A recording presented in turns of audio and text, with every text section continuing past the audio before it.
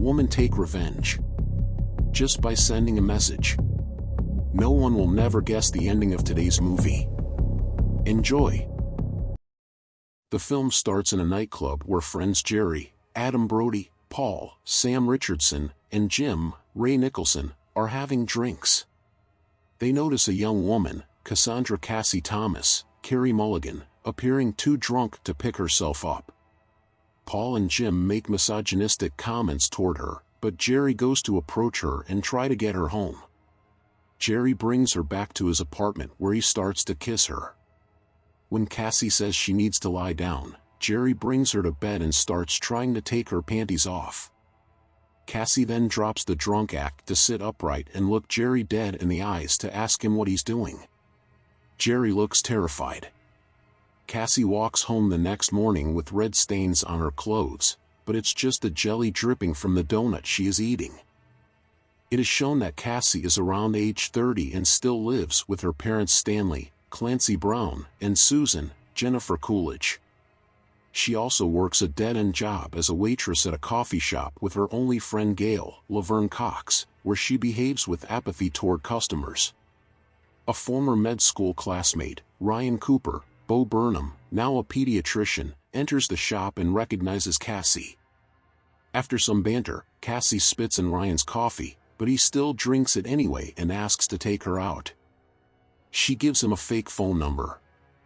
Later, Cassie is picked up by another sleazy guy named Neil, Christopher Mintz-Plasse, who is trying to pitch her his sexist novel idea while trying to get Cassie to snort cocaine with him. When Cassie says she wants to go home, Neil tries to get her to go to bed with him. She then reveals her sobriety to Neil and immediately freaks him out. Cassie gets closer to him as she calls him out for trying to take advantage of a seemingly drunk girl, and she leaves his apartment after nearly making him soil himself. Stanley and Susan give Cassie a pink briefcase as a gift for her birthday, which they were surprised to see she forgot. She takes it as an obvious hint that they want her to move out, as Stanley and Susan have frequently expressed concerns over Cassie's lack of ambitions. Ryan returns to the coffee shop after realizing Cassie gave him a fake number, and she finally relents and decides to go out with him. Although Ryan appears nice enough, Cassie doesn't let him get too close to her. While hanging out at the coffee shop, Ryan mentions an old colleague, Alexander Al Monroe, Chris Lowell, who is getting married. The thought of it disturbs Cassie to her core, because when she was in med school, her childhood best friend Nina Fisher was raped by Al during a frat party while she was too drunk to stand. Although Cassie and Nina reported it to many people, few believed them and gave Al the benefit of the doubt, which led to Nina's suicide and Cassie dropping out of school. Cassie looks on social media to find many old peers congratulating Al on his engagement. Among them is a woman named Madison McPhee, Allison Brie. Cassie contacts Madison and arranges a lunch date with her.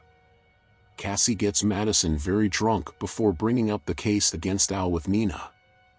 Madison acts aloof about it, stating that it was a long time ago and that someone with a reputation for always being very drunk was bound to end up in a situation like that. When Cassie sees that Madison is too drunk to know what's going on, she leaves after paying and is then seen speaking to another man while looking at Madison. Cassie later goes to a high school where she picks up a young girl named Amber, Francisca Estevez, by pretending that she is going to a diner to work for a popular boy band.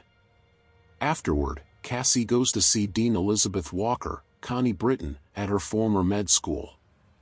Cassie brings up how she and Nina reported Nina's assault to Walker, but she had taken Al's side in the ordeal and seems to not even remember Nina.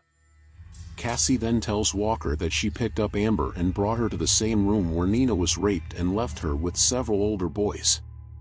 Walker becomes terrified and tries to call Amber's phone, only to see that Cassie has it.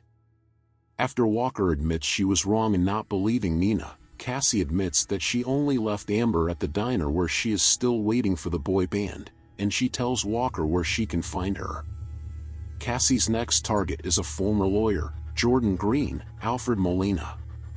Like the rest of the names in Cassie's list, he was complicit in letting Al get off scot-free for what he did to Nina because he essentially forced her to drop the case. However, Green knows he was wrong and is extremely remorseful for what happened with Nina. He cries next to Cassie, who forgives him. When she leaves, she speaks to an apparent hitman and tells him he is no longer needed. Cassie pays a visit to Nina's mother, Molly Shannon, where they reminisce about Nina, but Mrs. Fisher thinks Cassie's obsession with the ordeal is unhealthy and that she needs to move on. Madison sits on Cassie's front porch waiting for her after days of calling and leaving messages because she was worried something happened with the guy that Cassie had spoken to. Cassie admits that nothing happened and that the man only took her to bed, and he didn't touch her otherwise.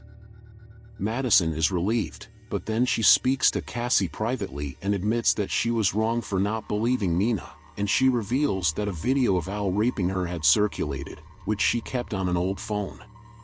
Madison gives Cassie the phone and asks her never to contact her again.